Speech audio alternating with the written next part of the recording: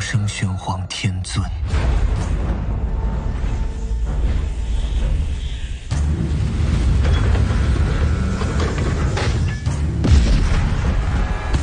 Berjumpa lagi dengan Albarak. Kita lanjutkan cerita Lord of the Mysteries. Jangan lupa share, like, komen, dan subscribe. Penguasa misteri bab 71, fenomena lamban. Klein berulang kali membungkuk dan mengulurkan lengannya saat dia melihat Dun mendorong kamar kiper dengan tubuhnya menyamping. Kehati-hatian dan kewaspadaan tinggi sang kapten, serta tindakan perlindungan yang konyol dan menggelikan, membuatnya merasa sangat tegang.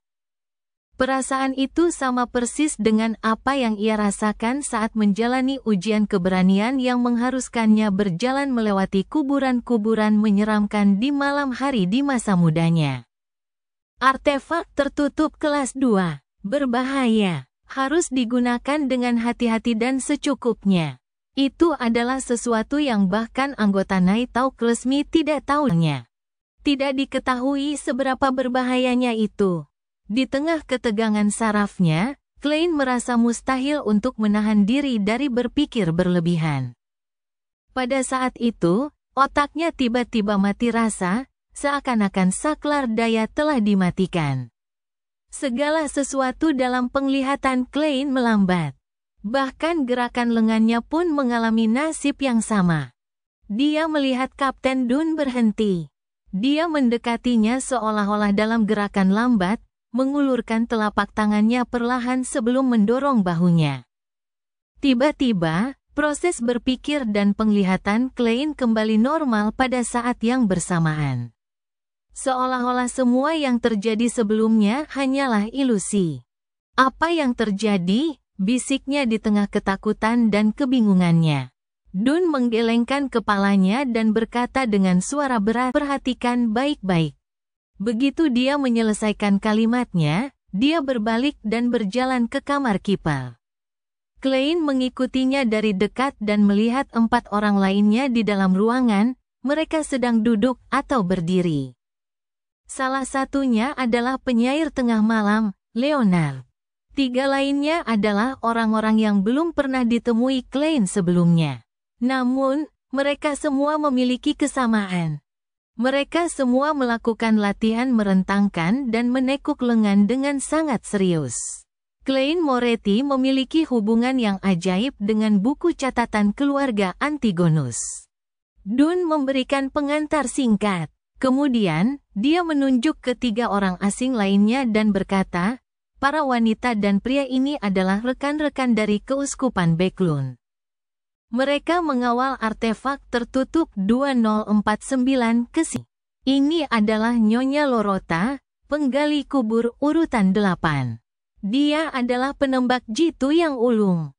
Pada saat itu, wanita berambut hitam yang tampak berusia sekitar 30 tahun itu mengangguk pada Klein dengan ramah.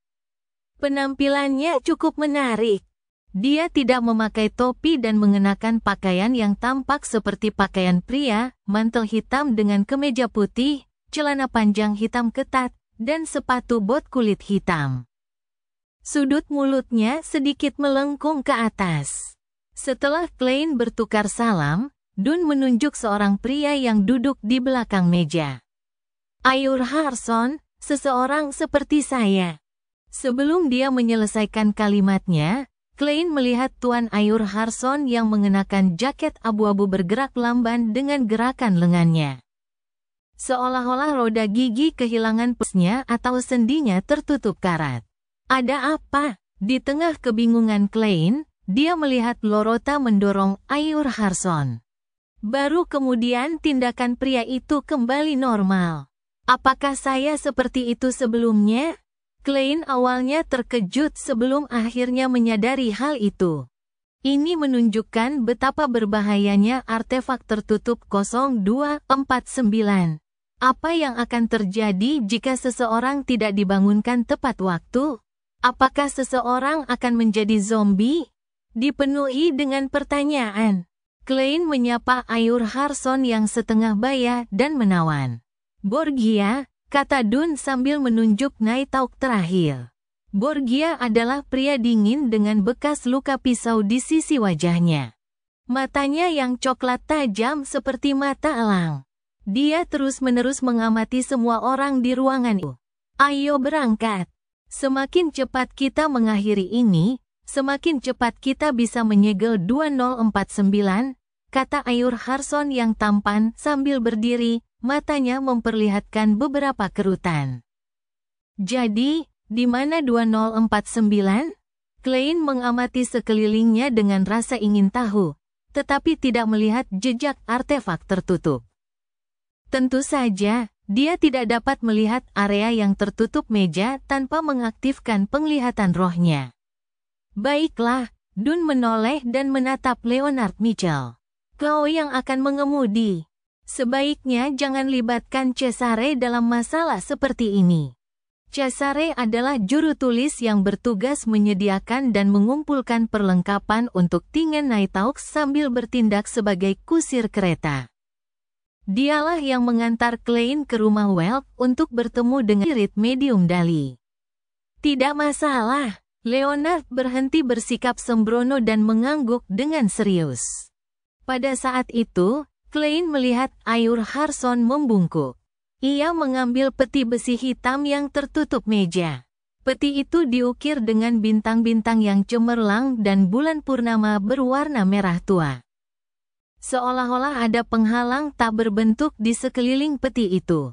Artefak tertutup itu seharusnya ada di dalam sana? Aku penasaran seperti apa rupa 2049. Klein mengamati peti itu dengan rasa ingin tahu. Berdebar, degup, degup, suara ketukan keras tiba-tiba terdengar dari peti hitam itu. Bahkan permukaan peti itu menggembung berkali-kali. Degup, degup, degup, seolah-olah sesuatu yang mengerikan telah bangkit di dalam dada dan berkencang.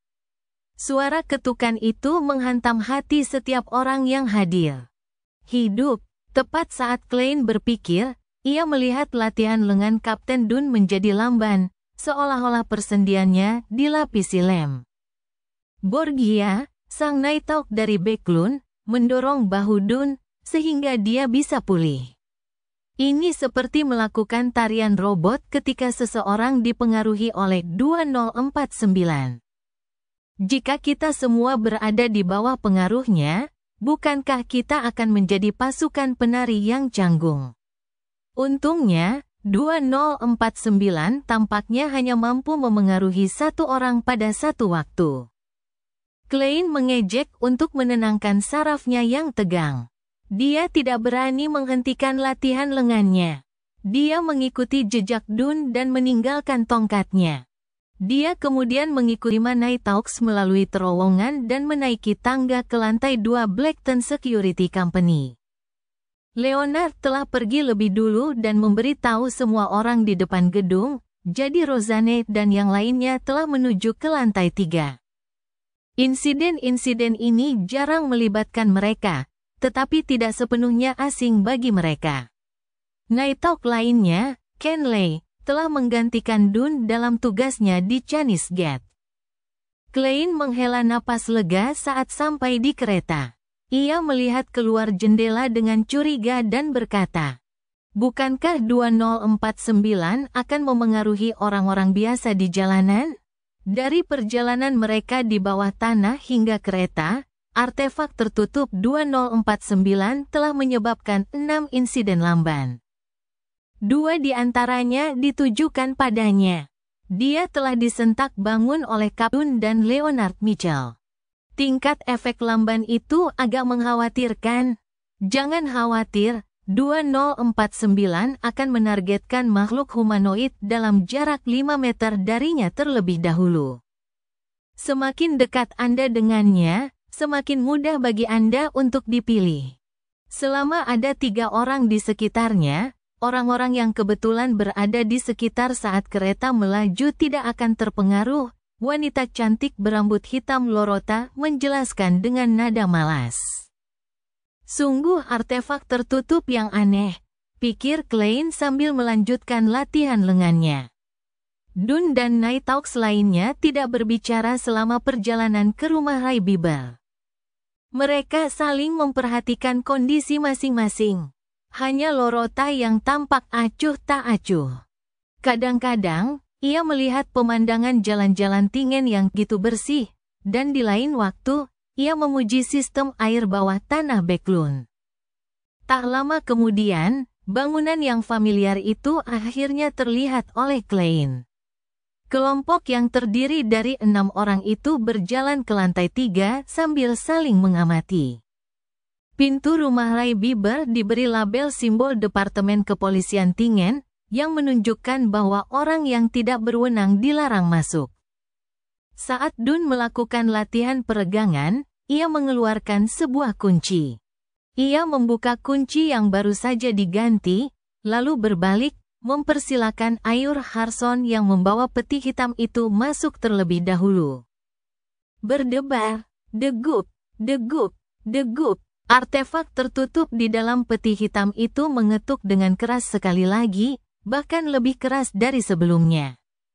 Hal ini membuat lengan Ayur Harson bergoyang dari satu sisi ke sisi lain tanpa kendali. Hal ini bahkan membuat Klein menduga bahwa peti itu akan terbuka dengan keras pada waktunya. Degup, degup, degup. Klein segera menyadari bahwa gerakan Kapten Dun menjadi lamban. Ia hendak membangunkannya ketika sebuah dengungan terdengar di otaknya. Otaknya menjadi mati rasa, pemandangan di depan matanya diputar seolah-olah dalam gerakan lambat. Bukankah mereka mengatakan bahwa itu hanya mempengaruhi satu orang pada satu waktu? Pikiran Klein dengan cepat menjadi lamban. Pada saat ini, Lorota dan Borgia yang sudah siap membangunkan mereka masing-masing dengan mendorong mereka. Setelah proses berpikir dan penglihatannya pulih, Klein melihat sekeliling dengan rasa takut yang masih ada. Ia hampir saja berkata tanpa berpikir.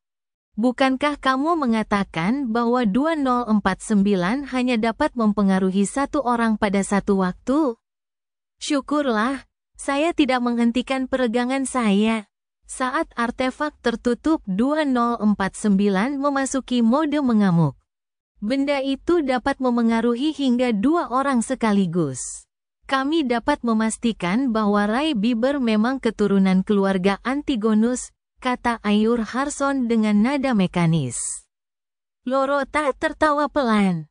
Ia menatap Klein dan berkata, 2049 menjadi sangat gelisah saat bertemu dengan keturunan keluarga Antigonus, meskipun hanya bau mereka yang tersisa.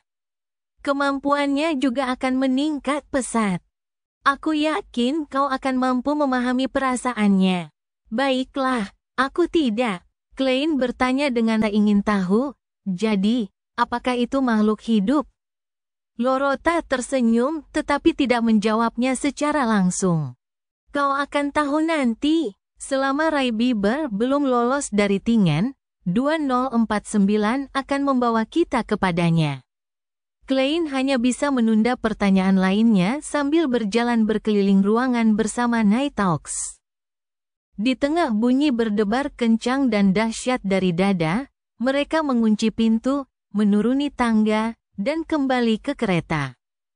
Ayur Harson melihat keluar jendela beberapa kali dan memastikan tidak ada pejalan kaki dalam radius 5 meter dari mereka. Ia kemudian meletakkan peti hitam itu di tanah dan memutar saklar mekanis untuk melepaskan ikatan spiritualnya. Suara dentuman keras itu tiba-tiba berhenti, membuat seluruh kereta menjadi sunyi. Bahkan napas Nighthawks pun tidak terdengar. Klein menahan napas saat peti hitam itu terbuka perlahan. Derit tajam yang menyakitkan telinganya bisa terdengar. Berderak, peti itu jatuh saat sebuah lengan ramping berwarna coklat menjulur keluar dari peti itu. Panjangnya kira-kira sebesar jari anak-anak. 2 lengan ditekan ke depan satu demi satu saat sebuah objek seukuran telapak tangan manusia normal muncul sedikit demi sedikit di depan Klein dan kawanannya. Sendi siku, jari, dan lututnya terlihat jelas. Dilapisi kain coklat bernoda minyak, wajahnya dicat dengan warna badut, merah dan kuning. Itu adalah boneka kayu dengan penampilan aneh. 2049 mengangkat kepalanya dan menatap Klein dengan matanya yang hitam bersih. Mulut yang kaku perlahan terbuka menampakkan senyum bak badut. Penguasa misteri bab 72, pelacakan. Wajah boneka kayu itu dicat merah dan kuning seperti badut pada umumnya. Sudut mulutnya terangkat tinggi, memperlihatkan senyum yang sangat lucu. Bibirnya terbuka memperlihatkan mulut yang gelap dan dalam. Klein, yang telah mengunci pandangannya ke sana, merasa rambutnya berdiri saat kengerian yang hebat melompat keluar dari hatinya dengan cara yang tak terkendali. Segala yang ada di depan matanya menjadi tumpul, seolah-olah dia sedang melihat dunia melalui sepotong kaca coklat tebal. Pikiran Klein melambat secara bertahap, dan secara naluriah ia ingin meminta bantuan, tetapi lehernya seperti tertahan erat oleh seutas tali. Ia tidak dapat mengeluarkan suara sedikit pun dan kata-kata itu terperangkap dalam keheningan. Saat itulah Dun menyadari latihan lengannya menjadi lambat dan mendorongnya dengan keras. Kaca berwarna coklat di depan mata Klein pecah dalam sekejap. Ia mengucapkan kata tolong yang tertahan di tenggorokannya. Kata itu bergema di dalam kereta, dengan kepanikan yang tajam. Ia makin kuat, Klein berbicara dengan nada yang sangat yakin. Berada di dekat artefak tertutup yang aneh seperti 2049 benar-benar akan membahayakan jika mereka tidak berhati-hati. Tidak, sama sekali tidak mungkin untuk menjaganya. Itu hanya bisa dihindari melalui metode lain. Itu normal, kata Ayur Harson mantap sambil mengangguk. Lorota terkekeh. Sepertinya dia menyukaimu, jangan khawatir. Itu adalah artefak tutup kelas 2 yang relatif tidak terlalu berbahaya.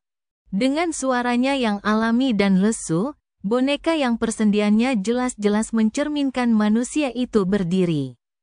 Boneka itu mulai terhuyung-huyung ke arah kirinya. Tindakannya tidak dapat dipahami, bagaikan mesin uap yang berkarat karena kekurangan minyak pelumas.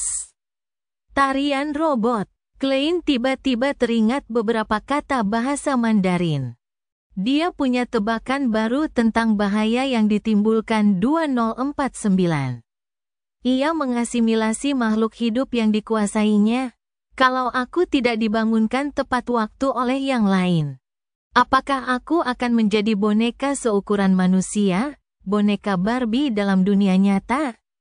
Tepat saat pikiran-pikiran itu membanjiri Klein, Ayur Harson dibangunkan oleh Dun.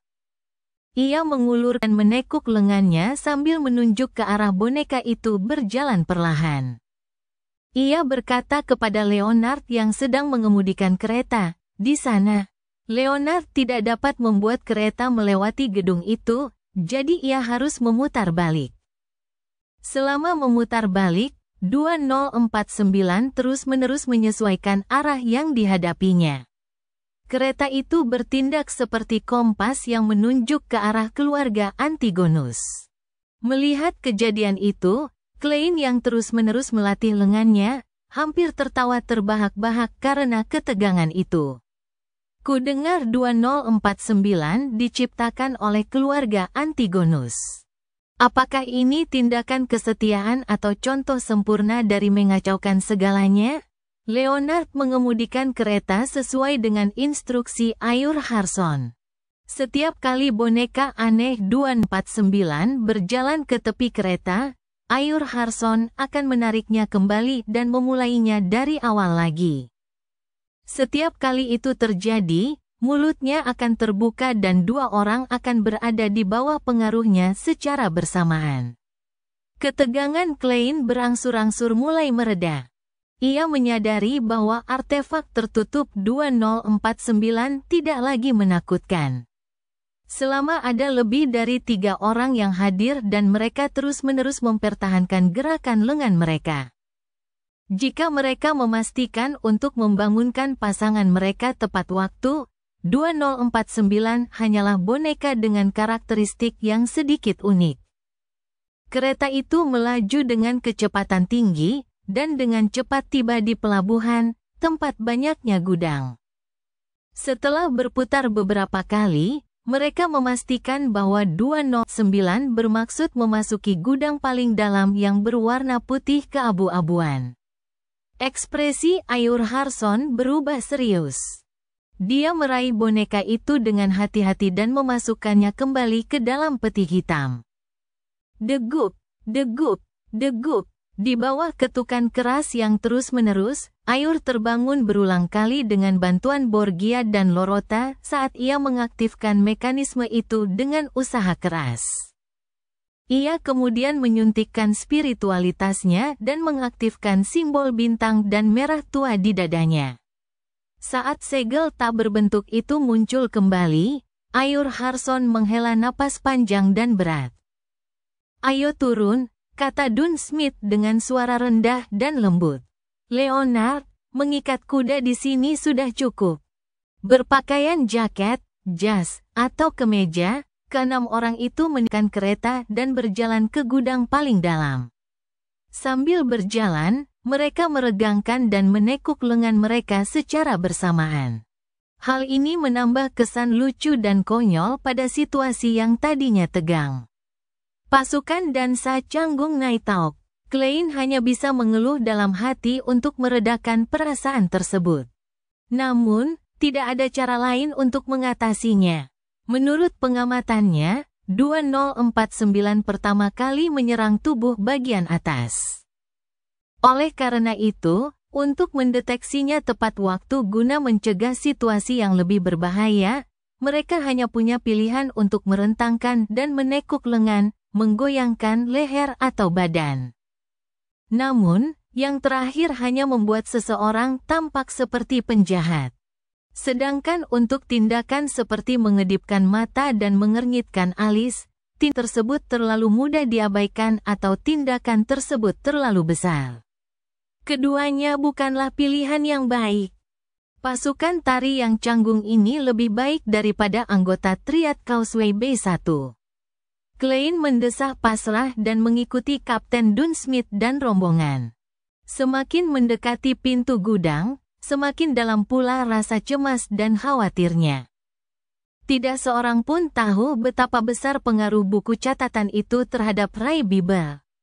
Jika sesuatu yang buruk terjadi, Klein tidak berani menaruh harapan untuk bertransmigrasi lagi. Lebih jauh lagi, ia menemukan bahwa ia masih bisa terluka dan berdarah saat memotong bahan-bahan untuk makan malam. Kecepatan pemulihannya juga normal. Ia bukanlah monster yang kebal terhadap pertempuran atau kematian. Saat mereka berjalan, Dun tiba menurunkan tangannya yang tidak bergerak dan membuat gerakan menekan untuk memberi isyarat kepada semua orang agar berhenti 10 meter dari pintu gudang. "Klein, alangkah baiknya jika ada bahaya di gudang itu. Akan lebih baik jika kau bisa mengetahui tingkat bahayanya," kata Dun sambil menoleh ke arah Klein. Matanya yang abu-abu tampak dalam seperti biasa, tidak ada rasa takut. Klein mengangguk pelan dan menghentikan gerakan tangannya. Ia mengulurkan tangan kanannya ke manset kirinya dan melepaskan rantai perak yang menggantung di atas batu topas. Saat dia masih menggerakkan tangannya, Dun menyadari tindakannya yang lamban dan membangunkannya dengan dorongan. Klein memegang rantai perak itu dengan tangan kirinya dan membiarkan batu topas itu menggantung secara alami. Pada saat yang sama, ia menggerakkan lengan kanannya, tetapi dengan rentang gerak yang jauh lebih sempit. Ketika topas itu stabil, dia menutup matanya setengah, mengamati cahaya bulat itu, dan memasuki cogitation. Dia kemudian bergumam, "Ada bahaya di gudang. Ada bahaya di gudang." Setelah 7 kali, ia membuka matanya dan melihat batu topas yang tergantung itu perlahan bergerak melingkar searah jarum jam. Ia berputar makin cepat, dan akhirnya, Klein merasa seperti ada yang menarik tangan kirinya. Ada bahaya, bahaya besar, jawab Klein jujur. Searah jarum jam berarti penegasan terhadap pernyataan yang diucapkan, sedangkan berlawanan arah jarum jam berarti penolakan. Bagi Beyonder lain, bahkan seorang misteri prayer, menggunakan arwah peneksi hanya dapat menentukan jika ada bahaya, namun tidak dapat memperoleh informasi mengenai tingkat bahaya. Namun, Klein menemukan bahwa saat ia menggunakan spirit dowsing, bandul akan berputar pada kecepatan berbeda, sehingga mengungkap tingkat jawaban. Meskipun tidak terlalu akurat dan sangat samar, hal itu memungkinkan seseorang untuk memperoleh penilaian kasar terhadap situasi sebenarnya. Seperti yang diharapkan dari ramuan pelihat. Klein cukup senang dengan hasilnya. Tepat saat dia hendak menyimpan bandul topasnya, Leonard Mitchell, yang sedari tadi diam saja, tiba-tiba angkat bicara. Alangkah baiknya jika ada bahaya di sekitar kita juga. Dun mengangguk setuju. Ya, saya khawatir Secret Order tidak akan menyerah dan telah menempatkan rumah Ray Bieber di bawah pengawal terus-menerus. Mereka bisa saja mengikuti kita ke sini dan bisa menimbulkan masalah di saat kritis. Klein menarik napas dalam-dalam dan memasuki keadaan tenang dan halus sekali lagi. Ketika rantai perak itu kembali stabil, dia membaca dalam hatinya, ada bahaya di sekitar kita. Ada bahaya di sekitar kita. Setelah mengulangi pernyataan itu, Klein membuka matanya dan menatap rantai perak itu. Di matanya yang berwarna coklat gelap, bandul topas itu awalnya bergerak berlawanan arah jarum jam dengan susah payah. Kemudian, tiba-tiba berhenti dan mulai bergerak searah jarum jam. Ada bahaya di sekitar kita. Klein merasakan tarikan di hatinya saat dia berbicara dengan hati-hati. Lebih jauh lagi, seseorang telah mencoba untuk mencegah temannya.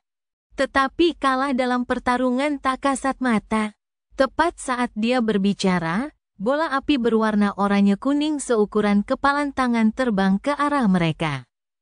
Ia menghantam ke tengah-tengah kelompok dengan kecepatannya yang luar biasa. Dun Smith, yang telah menarik revolver laras panjangnya sebelum Klein melakukan ramalannya, segera mengangkat tangannya, membidik, dan menarik pelatuknya.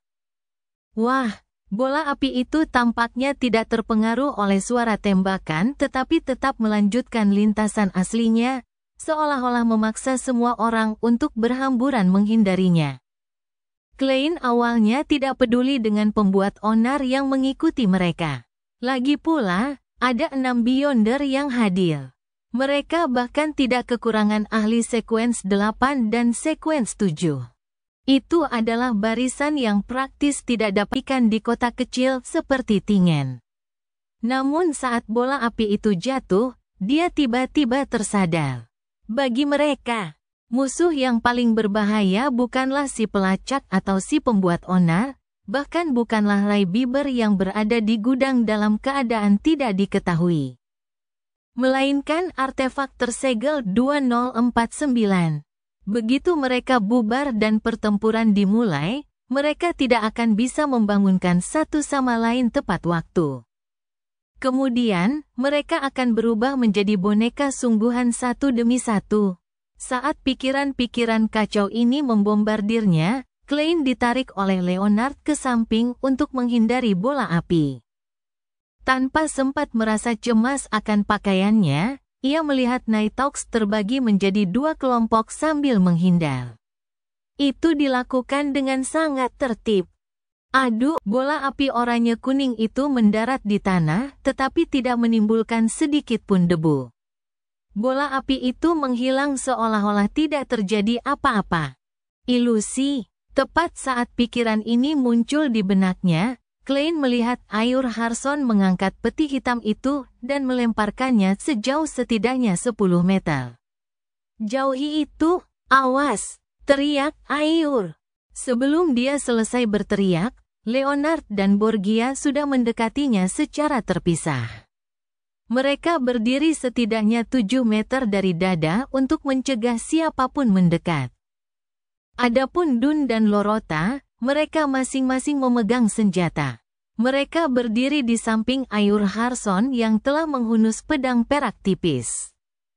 Mereka membentuk formasi menyerupai bulan sabit saat mereka bergegas menuju asal bola api, sambil memperhatikan daerah pinggiran.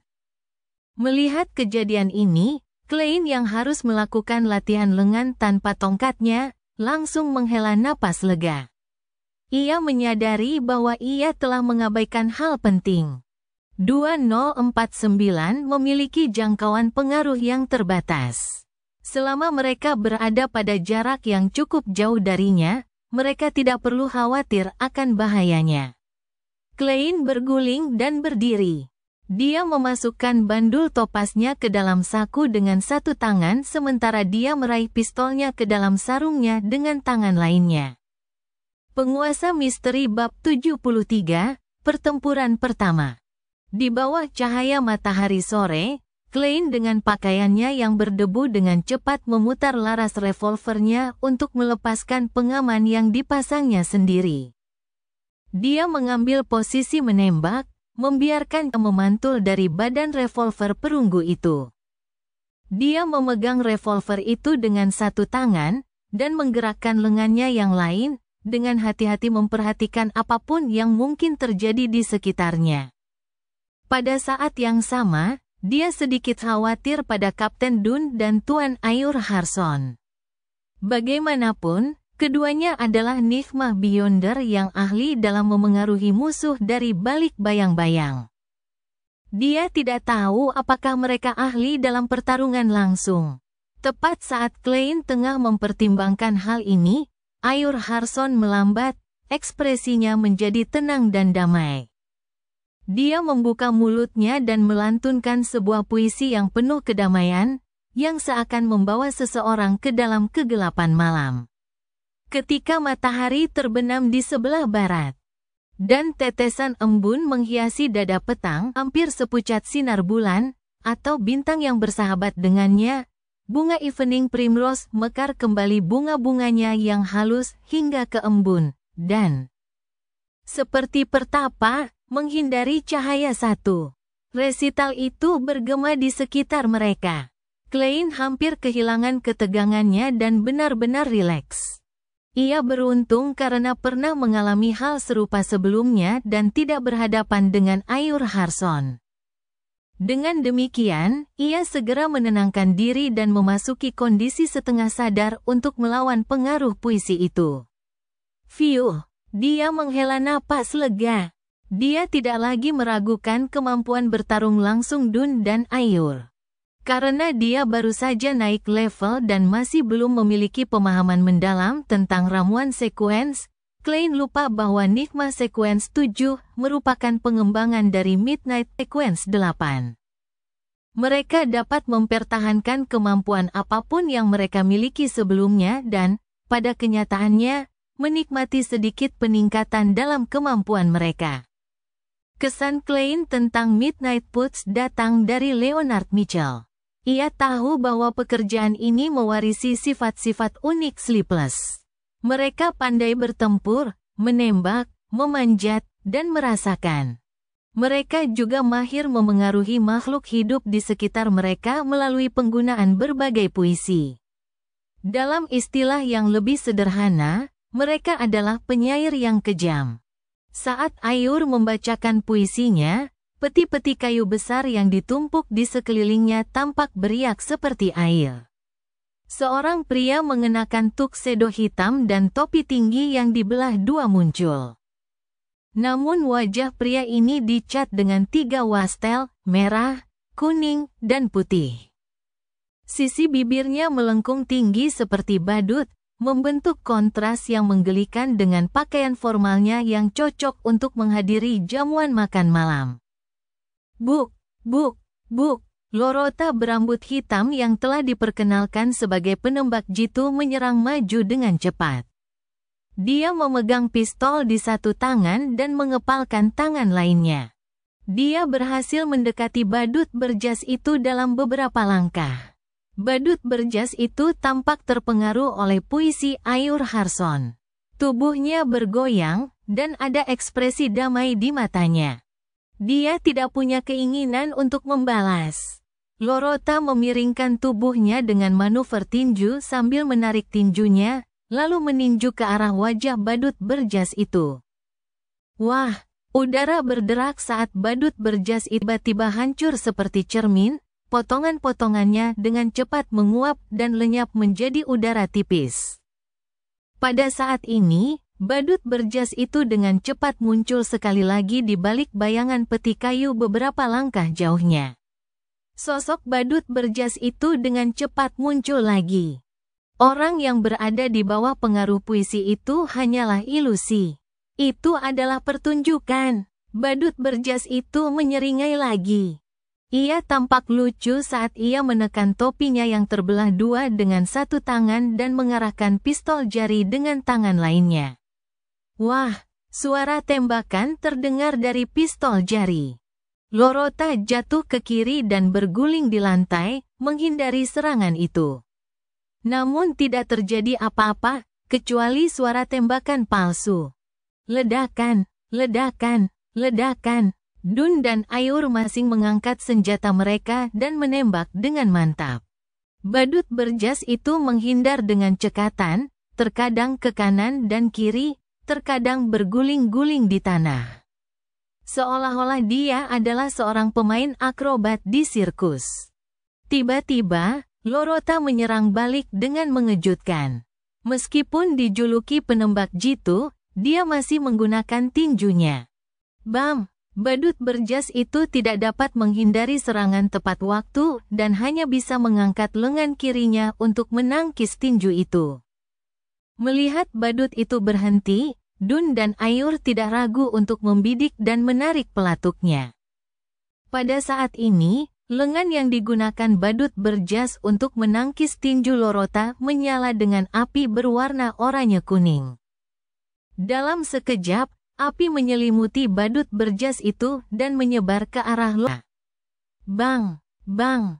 Dun dan Ayur menembakkan revolver mereka dan mengenai bola api itu. Api membakar dengan cepat dan segera, yang tersisa hanyalah abu hitam yang mengambang di langit. Namun badut berjas itu sekali lagi muncul di balik tumpukan peti kayu di dekatnya. Dia mengangkat tangan kanannya dan mengarahkan pistol jarinya sekali lagi. Wah, di tengah suara tembakan yang samar, Lorota tiba-tiba berhenti. Dia tidak maju ke depan. Lumpur berceceran di depannya saat sebuah peluru muncul. Badut berjas itu tidak lagi memberikan ilusi dengan serangan ini. Sulit membedakan mana yang nyata mana yang palsu, kenyataan mana yang ilusi. Ledakan, ledakan, ledakan. Badut berjas itu menembaki Dun dan Ayur berulang kali sambil bersembunyi dan muncul pada waktu acak. Melihat ini, Lorota menyipitkan matanya dan mengangkat revolver emas kusam di tangan kirinya. Wah, badut berjas itu tiba-tiba berjongkok, menghindari tembakan mematikan itu. Topinya yang terbelah dua terlempar ke belakang, jatuh ke tanah. Peluru itu meninggalkan bekas hangus yang terlihat di topi itu. Setelah berguling beberapa kali di lantai, badut berjas itu memanjat tumpukan peti kayu dengan kelincahan seekor monyet. Ia menembakkan peluru udara dari pistol jarinya dari tempat yang tinggi. Ayur Hansen mundur beberapa langkah dan menurunkan senjatanya. Ia memulai resitalnya sekali lagi. Menyia-nyiakan bunga indahnya di malam hari, siapa yang menutup mata terhadap belayan kasih sayangnya, tidak mengetahui keindahan yang dimilikinya. Badut berjas itu melompat-lompat di antara peti-peti itu berulang kali. Tiba-tiba ia mengangkat tangannya untuk menggaruk telinganya dan menatap Ayur dengan senyum lucu. Mungkinkah dia menyumpal telinganya? Ramuan sekuens yang dimiliki Secret Order sungguh aneh. Klein mengamati pertarungan dari jauh sambil menebak-nebak dalam hati. Saat pikirannya berkelebat, tiba-tiba dia melihat sesosok muncul di atas gudang di sampingnya. Sosok itu berlari tepat ke dalam tempat Ray Bieber bersembunyi. Sosok itu mengenakan seragam putih keabu-abuan yang biasa dikenakan para pekerja di dermaga. Wajahnya juga tampak dicat merah, kuning, dan putih. Badut berjas itu bertanggung jawab untuk mengalihkan perhatian kapten dan yang lainnya sementara orang lain mengambil buku harian itu. Klein secara naluriah mengangkat tangan kanannya dan menembak sosok di atap. Dia baru saja membidik ketika sosok itu tiba-tiba berjongkok, berganti dari berlari menjadi berguling di tanah. Wah, Klein tidak berhenti menarik pelatuk. Ia melihat sosok itu tiba-tiba berhenti. Darah menyembur deras. Sosok itu menatapnya dengan kaget. Sambil menahan rasa sakit, dia terus menyerbu ke dalam gudang. Rasanya seperti tembakan yang beruntung. Klein mengernyitkan bibirnya dan menarik pelatuk sekali lagi. Kali ini, peluru mengenai atap kayu di samping sosok itu. Ledakan, ledakan, ledakan. Leonard dan Borgia juga menembak, tetapi tidak mengenai sosok itu. Klein ingin mengkritik betapa buruknya keterampilan menembak mereka dibandingkan dengannya ketika dia tiba-tiba berhenti menarik pelatuk. Benar sekali, mengapa kita harus menghentikannya? Bukankah aku sudah menduga ada bahaya besar di gudang tadi? Bukankah lebih baik jika kita biarkan orang itu menjadi pelopor dan menginjak ranjau darat untuk kita? Leonard dan Tuan Borgia pasti punya ide yang sama. Dengan pemikiran ini, Klein mengangkat laras revolvernya dan menembak ke langit. Ledakan, ledakan, ledakan. Saat suara tembakan terdengar, sosok itu berhasil mencapai wilayah paling dalam gudang tanpa halangan. Dia menerjang ke bawah, menghantam atap saat dia terjatuh bersama atap yang runtuh. Tepat setelah keributan itu, mata Lorota yang berambut hitam tiba-tiba berubah hitam. Tangan kirinya mulai melakukan gerakan menarik yang aneh. Aksi melompat badut berjas tiba-tiba terhenti ketika pergelangan kakinya seperti dicengkeram erat oleh tangan tak kasat mata. Dun tidak langsung menembak dan malah mengarahkan revolvernya ke bawah. Dia membuka mulutnya dan hanya menggunakan spiritualitasnya untuk menggerakkan udara di sekitarnya. Dia menghasilkan suara yang aneh, samar dan halus tanpa menggunakan tenggorokannya. Demikianlah bunga itu mekar saat malam tiba, ketika hari memandang dengan mata terbuka, dihancurkan oleh tatapan yang tidak bisa dihindari, ia pingsan, layu, dan lenyap. Badut berjas itu tiba-tiba menjadi lemas, seolah-olah dia telah kehilangan keinginan untuk hidup. Ayur Harson mengangkat pistolnya dan membidik, jarinya segera menarik pelatuk.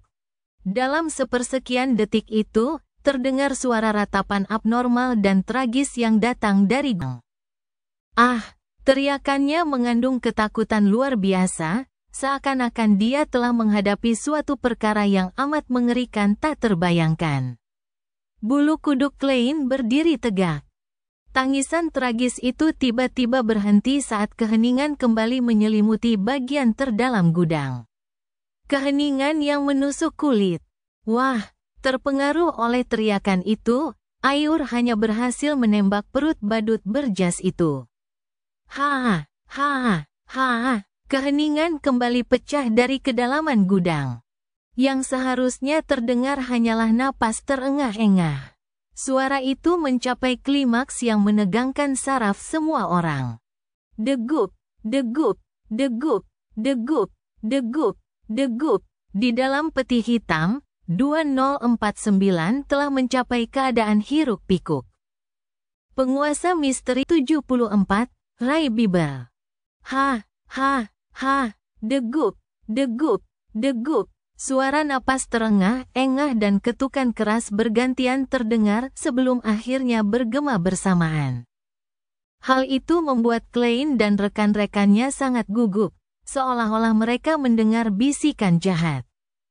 Memanfaatkan momen ketika perhatian Ayur, Dun, dan Lorota teralihkan, badut berjas itu tiba-tiba mengeluarkan selembar kertas panjang dari sakunya. "Pak!" Dia melemparkannya dengan tangan kanannya saat kertas itu menyala menjadi cambuk api hitam. Kemudian, dia mengayunkannya ke sisi pergelangan kakinya. Teriakan singkat namun tragis terdengar saat badut berjas itu melepaskan diri dari belenggu tak kasat mata dan melakukan salto ke belakang. Ledakan, ledakan, ledakan. Dun, Ayur, dan Lorota menembak tetapi peluru mereka hanya mengenai peti kayu. Badut berjas itu tidak tinggal lebih lama lagi saat ia menekan lukanya dengan tangan kanannya sambil melarikan diri ke arah seberang gudang. Dia begitu cepat sehingga dalam sekejap mata, yang tertinggal hanyalah jejak punggungnya. Dan sebelum dia menghilang, tangan kanannya yang menekan perutnya bergerak ke lengan kirinya. Luka di perutnya sudah menghilang, tampak baik-baik saja. Lokasi di lengan kirinya yang disentuhnya dengan tangan kanannya tiba-tiba menjadi rusak parah, dan sebuah peluru perak muncul di daging yang robek itu. Dun dan yang lainnya tidak mengejarnya karena suara terengah-engah dari gudang paling dalam begitu keras sehingga membuat mereka gugup dan tidak aman. Wah! Pintu gudang paling dalam meledak dan terbang ke segala arah. Kemudian, sesuatu yang dibungkus kain robek terbang keluar dan mendarat tidak jauh dari Klein. Ketika Klein mengalihkan pandangannya, dia menyadari bahwa itu adalah sebuah lengan. Dagingnya yang berdarah telah dikunyah dan tulang-tulangnya yang putih retak dengan cara yang tidak teratur saat mereka menonjol keluar. Pukul! Pukul, pukul, satu persatu benda berterbangan keluar. Pertama, darah berceceran, diikuti oleh mata yang melebar dan telinga yang tercabut secara brutal. Akhirnya, setengah dari jantung yang berdetak dan usus yang berisi benda-benda berwarna kuning kecoklatan keluar. Jika saja Klein tidak melihat mayat raksasa yang lebih mengerikan di tempat Ray Bieber, dia mungkin akan muntah saat itu juga. Sarah hampir putus asa. Setelah berusaha keras menahan keinginannya untuk menembak ke pintu masuk yang gelap gulita. Dia mengeluarkan selongsong peluru kosong dari revolvernya dan mengisi ulang dengan peluru pemburu iblis baru. Wah! Dun mendekat sambil menembak dengan stabil ke dalam gudang. Namun, pelurunya seperti tembakan ke laut. Tidak ada respons yang terdengar. Ha, ha, ha. Suara terengah-engah yang keras itu bertambah cepat ketika warna putih keabu-abuan memenuhi pintu yang terbuka. Dengan dua tembakan keras lainnya, peluru Ayur Harson dan Borgia menembus keputihan, tetapi gagal mencegah warna tumpah keluar. Tidak meninggalkan luka atau menyebabkan cairan merembes keluar. Klein menahan napas dan menahan diri untuk tidak menembak secara membabi buta. Ia memperhatikan saat warna putih perlahan menampakkan garis luar yang lengkap. It was a humanoid creature more than 2 meters tall. Its limb joints were all unnaturally twisted. It was as though they had been snapped by someone forcefully. White bones poked out from under its skin as the entire grayish-white surface was filled with gullies, like a human brain that had been stripped from its shell. The monster had grayish-white, rotting, sticky liquid flowing all over it. Its head looked relatively normal, with deep ringlets and pale skin. As it opened and closed its mouth, Klein could see a porcelain false tooth that looked close to falling out, a few strands of bloody saliva, and bone and flesh that had been minced. Was Ray Bieber still even asking who? Klein drew a silent gasp as he felt his heart pound rapidly. Bang! Leonard's demon-hunting bullet hit Ray Bieber's forehead and tore right through it, leaving behind a deep hole. Grayish-white liquid flowed out and dripped onto the ground. The liquid wriggled and turned into fat cream-colored maggots. But the monster appeared completely unaffected. It was neither fast nor slow when it pounced at Borgia who was closest to it. Its actual target appeared to be the black chest that contained sealed artifact 2049. Loss of control of Beyonder powers. Dune shouted in a deep voice. Lorota, it looks like a dead soul, so quickly look for its weakness. Alright, Lorota did not speak further as she raised her hands to press down on her eyes. Her pupils turned gray then colorless, as though she had entered the world of spirits and a kingdom of dead souls. She looked down at the enemy from a higher vantage point as she searched for a node. Klein saw that a normal gunshot was ineffective, so he did not bother wasting more of his bullets.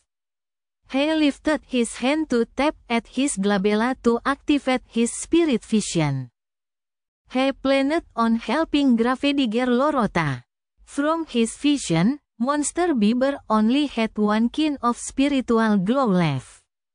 It was purely grayish-white, a whiteness filled with craziness. Apart from that, Klein saw nothing else. At that moment, Ayur Harson and Leonard Mitchell sang simultaneously.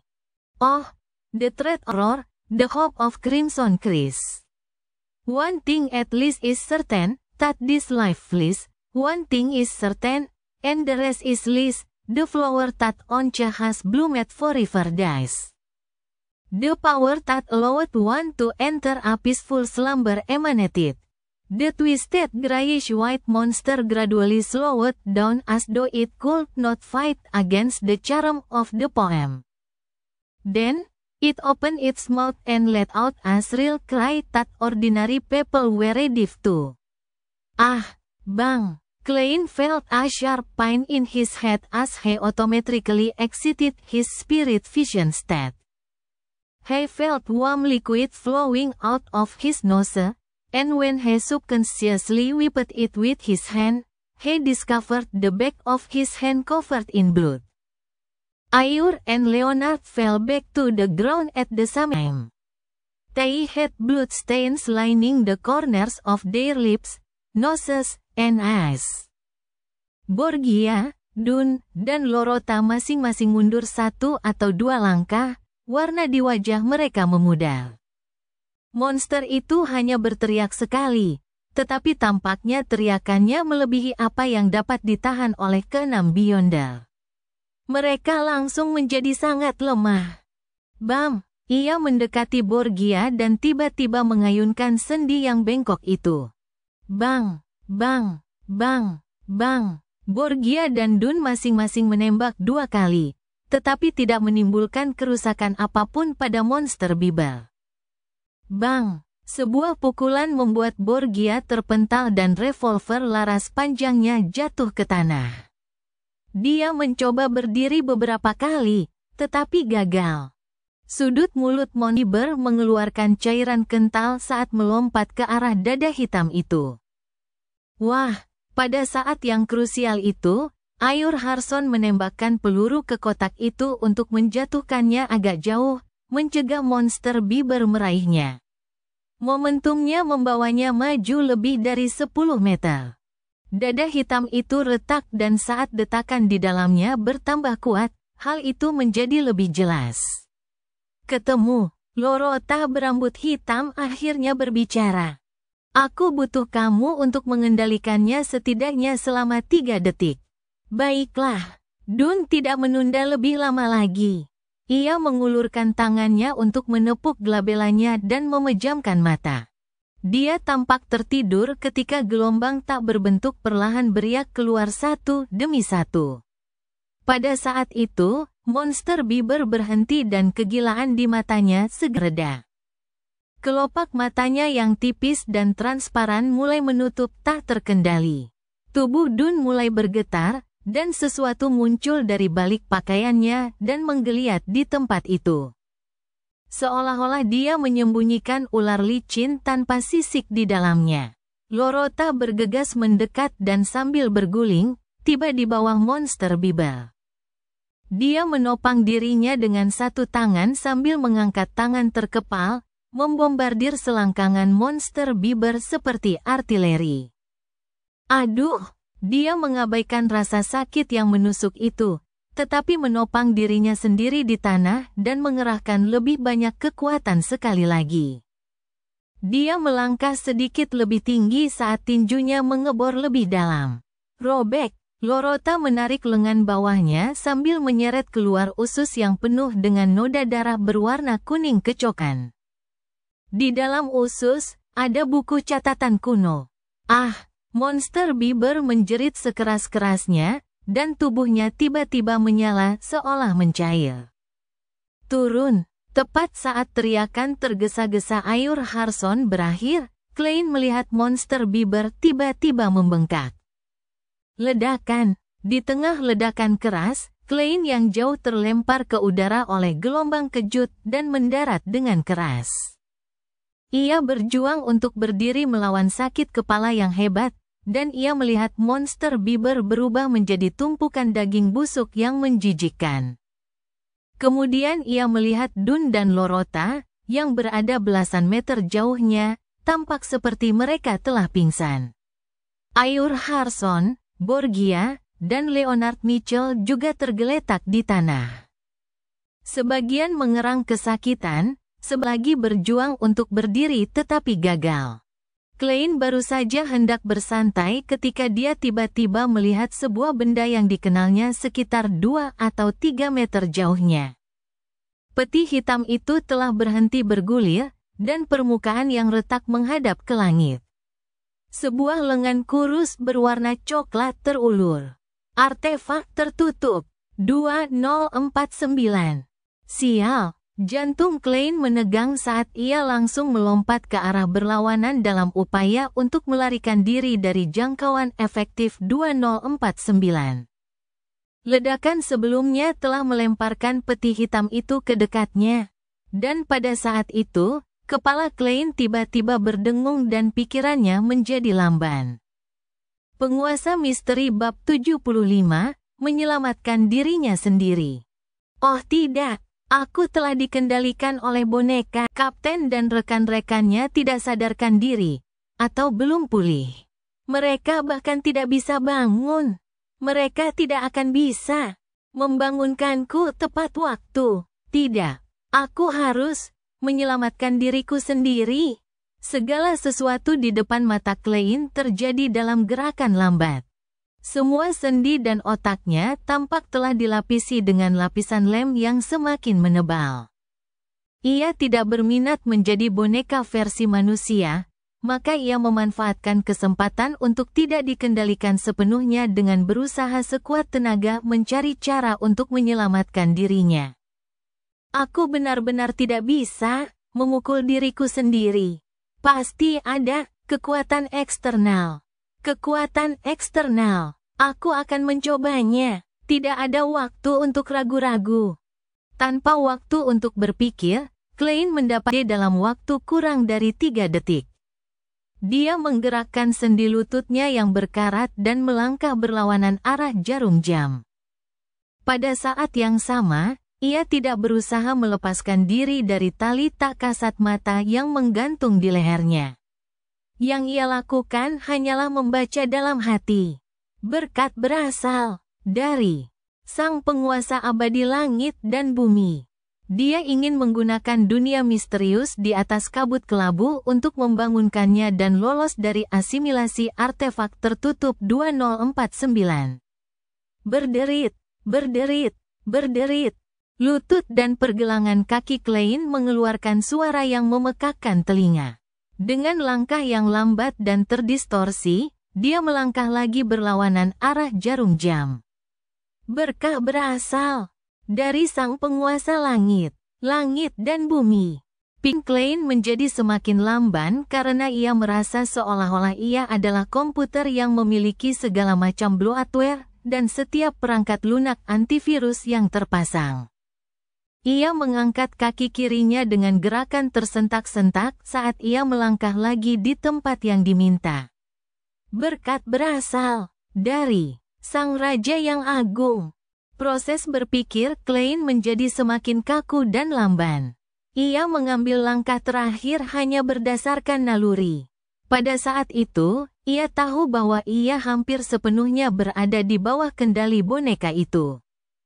Bahkan jika Ayur Harson dapat bangun tepat waktu untuk menyelamatkannya, ia mungkin tidak akan dapat dibangunkan. Namun keinginannya yang kuat untuk hidup membuatnya melantunkan baris terakhir mantra tersebut. Berkat berasal dari surga layak. Tepat saat ia menyelesaikan mantranya, teriakan dan gumaman yang sangat kacau dan histeris terdengar. Teriakan dan gumaman itu dengan cepat menguasai setiap sudut pikiran Klein yang lamban, menghancurkannya dalam prosesnya dan mengubahnya menjadi pikiran-pikiran yang tidak dapat ia kendalikan. Otak Klein berubah menjadi panci berisi campuran berbagai macam zat ketika tubuhnya yang kaku berubah menjadi ringan sementara spiritualitasnya meningkat. Kabut putih keabu-abuan yang tak berujung dan bintang-bintang merah tua dengan jarak yang berbeda-beda muncul sekali lagi di depan matanya. Kabut itu luas, misterius, samar, dan buram. Pikiran Klein yang bingung segera menjadi tenang saat ia akhirnya mendapatkan kembali kemampuan berpikirnya, hanya untuk melihat istana yang megah. "Fiuh, syukurlah, berhasil," bisiknya dengan rasa takut yang masih tersisa. Berdasarkan pengamatannya sebelumnya, ia tahu bahwa begitu seseorang jatuh di bawah kendali artefak tertutup 2049, itu sama saja dengan kematian.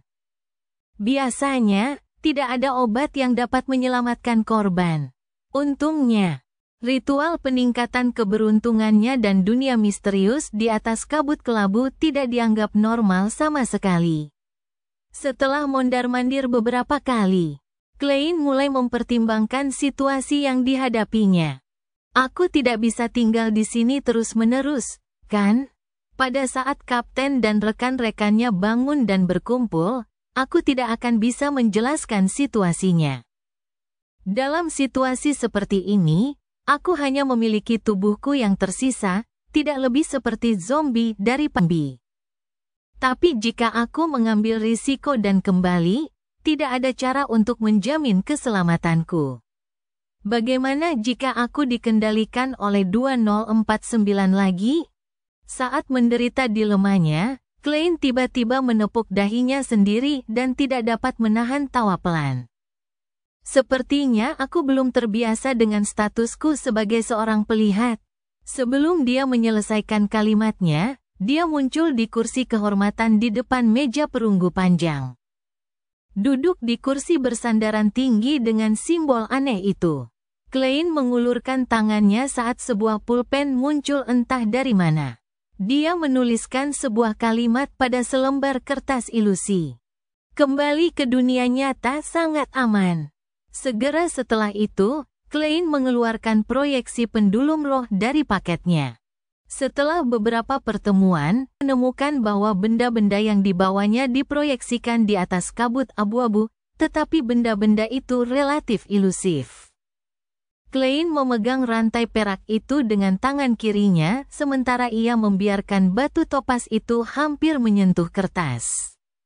Dia menenangkan napasnya dan memejamkan matanya. Dia dengan tenang mengulang kata-kata di kertas itu.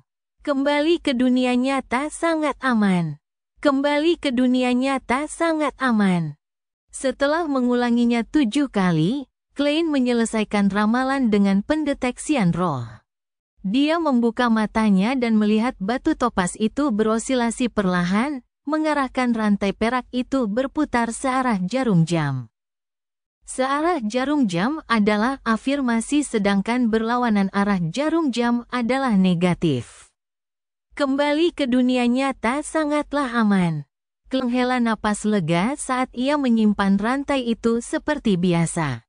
Kemudian, ia melepaskan spiritualitasnya dan membungkus tubuhnya saat ia mensimulasikan keadaan yang jatuh. Kabut yang kabur dan bintang-bintang merah tua berubah menjadi halus dan melesat ke atas. Klein segera melihat dirinya masih linglung di posisi semula. Dia melihat boneka coklat setengah jalan keluar dari peti. Dia juga memperhatikan bahwa artefak tertutup tampaknya telah menghentikan semua gerakan. Indera fisiknya mencapai otaknya dan saat dia hendak mencoba menggerakkan lengannya untuk memastikan kondisinya, dia tiba-tiba mendengar suara yang tersembunyi dalam angin. Apakah kau ingin dibangunkan? Kau bisa diselamatkan asal kau berjanji padaku satu hal. Satu hal ini untuk membantuku mengambil buku catatan ke Antigonus itu. Mengangguklah jika kau setuju. Aku tahu kau masih mampu menyelesaikan tindakan itu. Siapa dia? Ya, 2049 sepertinya tidak berusaha mengendalikanku. Benar, dia tidak akan memengaruhi orang yang sama berulang kali. Akan ada jeda. Klein terkejut, tetapi dia tidak menunjukkannya di wajahnya. Pada saat itu, suara itu menambahkan dengan cepat, kau bisa memperoleh hadiah tambahan jika kau menyelesaikan masalah ini. Aku tahu kau adalah seorang pelihat. Aku juga tahu bahwa Gereja Dewi Malam tidak memiliki urutan 8 yang menggantikan urutan 9. Namun, Ordo rahasia kami dapat memberikannya kepadamu. Heh, sejujurnya, aku dulunya adalah seorang Sil.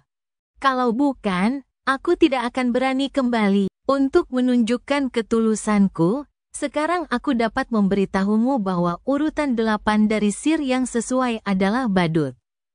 Badut, perintah rahasia. Klein hampir tidak mempertahankan status bonekanya. Dia tidak pernah menghubungkan antara pelihat dengan badut. Apakah mereka akan menjadi petinggi sebuah sirkus? Baiklah, tentukan pilihanmu. Percayalah, kau tidak punya banyak waktu lagi untuk disia-siakan. Suara itu terdengar lagi bersama angin. Dun dan Lorota yang jauh masih tak sadarkan diri. Borgia tampak terluka parah saat ia mengerang tanpa bergerak. Ayur Harson dan Leonard Mitchell dalam kondisi yang relatif baik saat mereka mencoba untuk duduk. Kenapa aku? Ordo rahasia. Apakah badut berjas tadi? Setelah melarikan diri, dia diam kembali untuk memancing di perairan yang bermasalah. Mendengar suara itu, segala macam keraguan langsung terlintas di benak Klein. Karena orang tersebut mengatakan bahwa dirinya adalah seorang peramal, Klein mencoba menggunakan proses berpikir seorang peramal untuk menganalisis situasi. Dia berani kembali karena dia meramalkan harapan. Dia percaya bahwa monster Bieber akan hancur dan kita akan mengalami kemunduran yang berat. Dia tidak mengambil buku catatan itu sendiri atau berurusan dengan kami secara langsung karena dia mungkin sudah menduga bahwa buku itu akan mengandung risiko yang sangat besar. Oleh karena itu, dia curiga Kapten dan Nyonya Lorota berpura-pura tidak sadarkan diri, atau bahwa ini adalah jebakan yang disiapkan untuknya.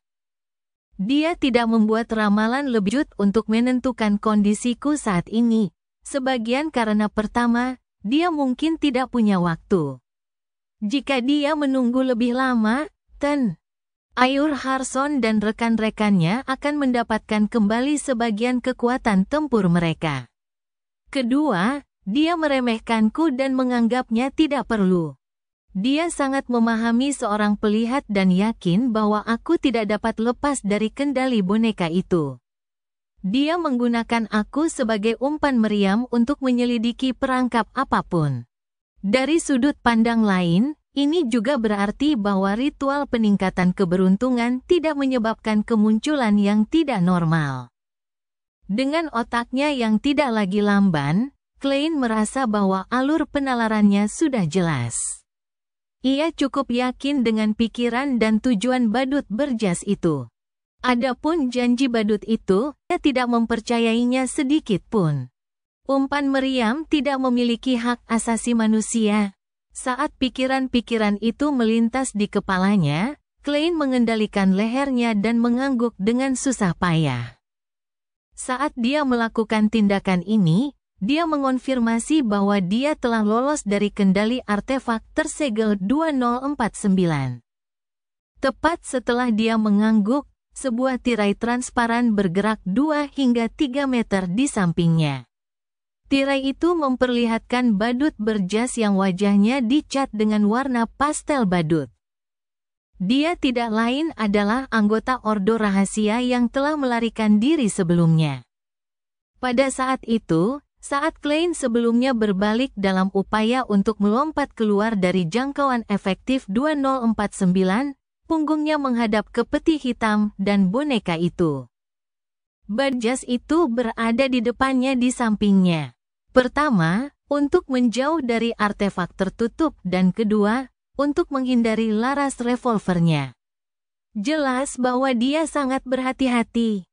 Badut berjas itu mengeluarkan secarik kertas panjang dari sakunya dan mengocoknya kuat-kuat hingga berubah lurus seperti tiang kayu.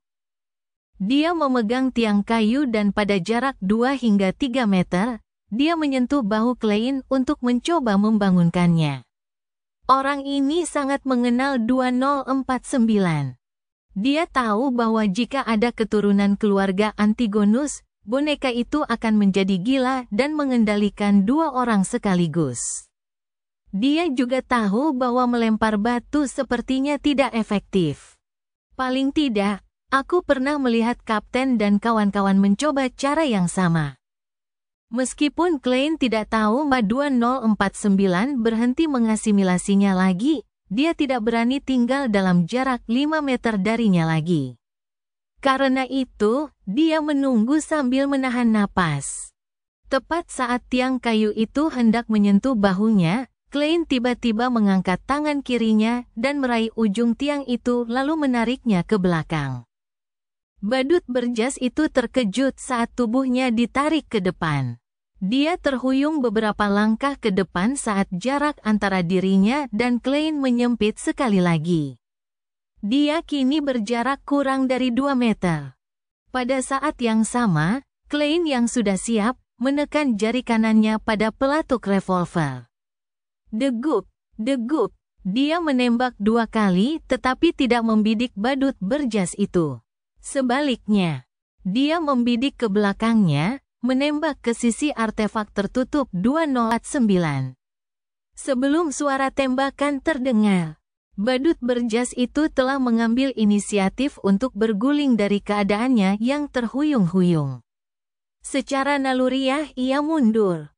Klein melepaskan tangannya yang memegang tiang kayu saat dia mengambil beberapa langkah cepat dan bergegas keluar dari zona bahaya. Tepat saat badut berjas itu berguling 2 kali dan hendak melompat mundur, kepalanya terasa pusing sementara pikirannya dengan cepat menjadi lamban. Tidak bagus, dia memaksaku untuk menghindar ke arah boneka Antigonus. Aku dalam jarak 5 meter. Bagaimana mungkin dia tidak dikendalikan oleh boneka Antigonus? Badut berjas itu berhenti berguling saat ia mencoba merangkak keluar dengan persendiannya yang tampak berkarat. Pada saat itu, Klein sudah berbalik. Ia memegang revolvernya dengan kedua tangan sambil membidik sasaran yang bergerak lambat. Baginya, itu sama saja dengan menembak sasaran tetap. Setelah melihat pertarungan badut berjas dengan Dun, Ayur, dan Lorota, Klein tahu bahwa badut itu lincah dan pandai berguling. Oleh karena itu, bahkan ketika mereka hanya berjarak 1 atau 2 meter, ia dengan hati-hati menyerah untuk menembak secara langsung.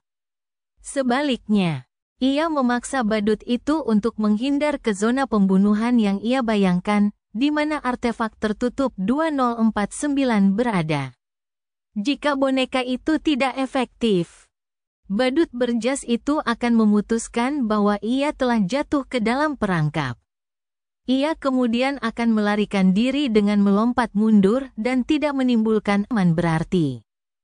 Wah, terpantul di mata badut berjas yang tak terlukiskan, Klein yang berpakaian hitam menarik pelatuknya dengan tenang.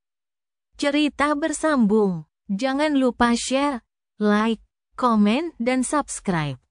Agar tidak ketinggalan cerita selanjutnya.